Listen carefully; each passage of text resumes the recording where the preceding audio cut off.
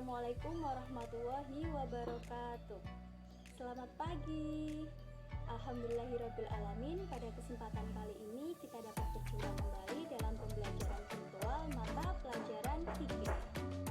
Sebelum kita mulai pembelajaran pada hari ini, alangkah baiknya kita baca dengan bacaan suratul Fatihah. Semoga pembelajaran kita pada hari ini dapat berjalan dengan lancar. Saya hantarkan al-hadiyah di siril Fatihah.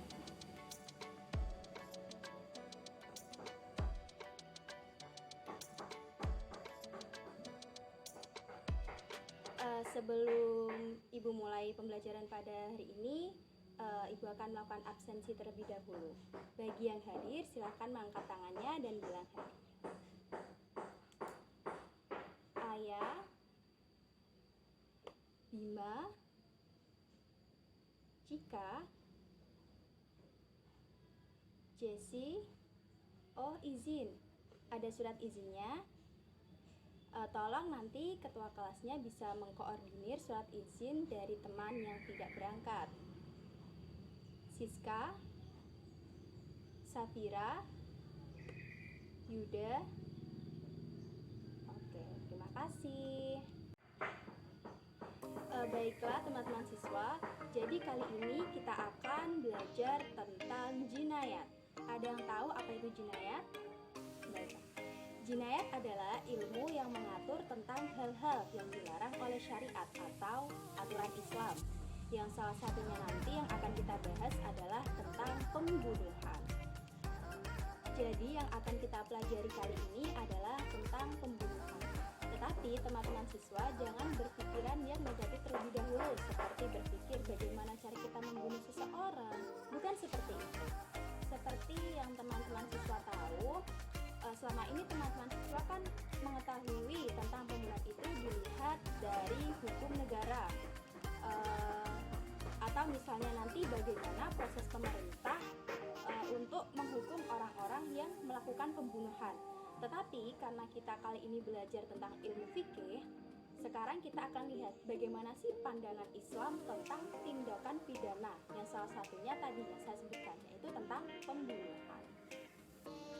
Oke, sebelum memasuki materi inti, Ibu ingin bertanya, dari teman-teman siswa, apakah ada yang mengetahui mengapa sih kita harus belajar atau mengetahui tentang pembunuhan? Apakah ada yang tahu dari teman-teman siswa? Baiklah, akan langsung Ibu jelaskan mengapa kita harus mengetahui atau belajar tentang ilmu pembunuhan. Maksudnya itu seperti yang kita lihat dari agama kita, agama Islam itu agama yang rahmatan lil alamin, yakni agama yang cinta damai, kemudian juga penuh dengan kasih sayang, jadi sangat menghargai setiap kehidupan manusia. Selain itu, mengapa sih Islam itu melarang adanya pembunuhan? Karena hal itu juga sebuah wujud bahwa agama kita, agama Islam, sangat menghormati dan memelihara keselamatan jiwa dari setiap manusia. Pembunuhan. Jadi, pembunuhan secara bahasa yakni menghilangkan nyawa seseorang. Namun, secara istilah, pembunuhan berarti menghilangkan nyawa seseorang, baik itu disengaja ataupun tidak disengaja, dan dengan alat yang mematikan ataupun tidak mematikan. Nah, untuk pembunuhan sendiri itu dibagi menjadi 3 macam. Yang pertama yakni pembunuhan secara sengaja, dan yang kedua adalah pembunuhan seperti sengaja, dan yang ketiga adalah pembunuhan karena kesalahan. Yang pertama adalah pembunuhan secara sengaja. Maksudnya adalah pembunuhan tersebut dilakukan secara sengaja atau sudah terencana. Misal dengan alat apa membunuhnya, bagaimana cara membunuhnya, kapan waktunya, di mana tempatnya, itu sudah terencana. Nah, hal tersebut dinamakan sebagai pembunuhan secara sengaja. Nah, lalu bagaimana dengan orang yang melakukan pembunuhan tersebut? Apabila si keluarga korban sudah memaafkan, apakah si pelaku tersebut bisa bebas dan lepas begitu saja?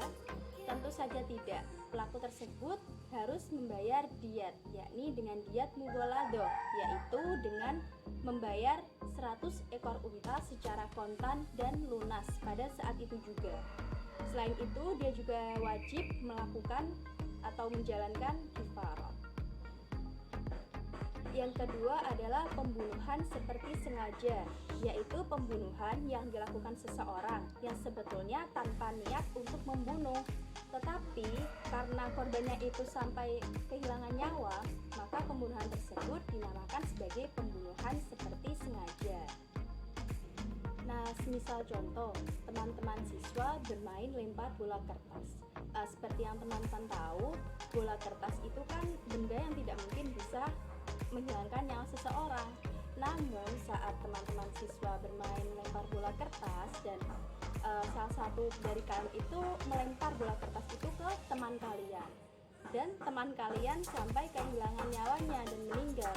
Nah, itu disebut sebagai pembunuhan seperti sengaja, karena pada awalnya teman-teman hanya bercanda dan tidak mempunyai niat untuk membunuh.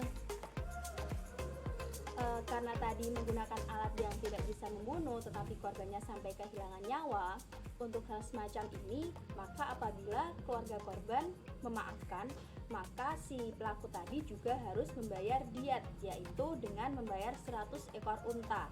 Tetapi bisa dibayar selama 3 tahun, jadi bisa diangsur, mungkin sepertiga setiap tahunnya sampai lunas. Tetapi juga harus menjalankan kifarah. Oke, yang terakhir adalah pembunuhan karena kesalahan. Artinya begini, si pelaku tidak ada niat untuk menghilangkan nyawa seseorang, namun karena pelaku tadi lalai sehingga menyebabkan hilangnya nyawa seseorang, maka pembunuhan tersebut dikatakan sebagai pembunuhan karena kesalahan. Semisal kita ambil contoh, ada seseorang yang sedang berburu dan dia berburu menggunakan senapan ataupun alat panah. Nah, di saat tadi dia itu membidik dan dia salah sasaran sehingga mengakibatkan nyawa seseorang itu hilang, maka pembunuhan tersebut dikatakan sebagai pembunuhan karena kesalahan. Karena pada awalnya dia itu tidak ada niat untuk menghilangkan nyawa seseorang dan dia pure niatnya itu untuk berburu. Nah, untuk hal yang seperti ini maka pelaku diharuskan untuk membayar diat. Namun diatnya itu diat mukhafafah, yaitu hukuman yang ringan yang dapat dibayar secara bertahap selama 3 tahun. Baiklah, itu saja mungkin sekilas materi tentang pembunuhan. Nah, ini tentang apa itu pembunuhan, apa saja macam-macamnya, terus bagaimana hukuman dan diat bagi pelaku. Semoga pembelajaran pada kali ini dapat dipahami dan dapat dimengerti oleh teman-teman siswa dengan baik. Untuk tugasnya, teman-teman siswa dapat mengklasifikasikan macam-macam pembunuhan serta hukuman, diat, dan juga kifaratnya. Nanti teman-teman siswa dapat membuat tugas tersebut dalam bentuk mind map. Bisa dikumpulkan minggu depan.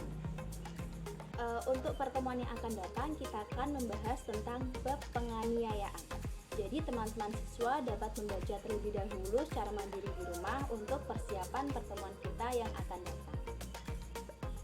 Baiklah, sebelum saya tutup pembelajaran pada hari ini, marilah kita baca hamdalah bersama-sama. Alhamdulillahirabbil alamin. Sekian untuk pembahasan dan pertemuan pada kali ini. Semoga bermanfaat untuk kita semua. Akhirul kalam. Wallahul muwaffiq ila aqwamit thoriq. Wassalamualaikum warahmatullahi wabarakatuh.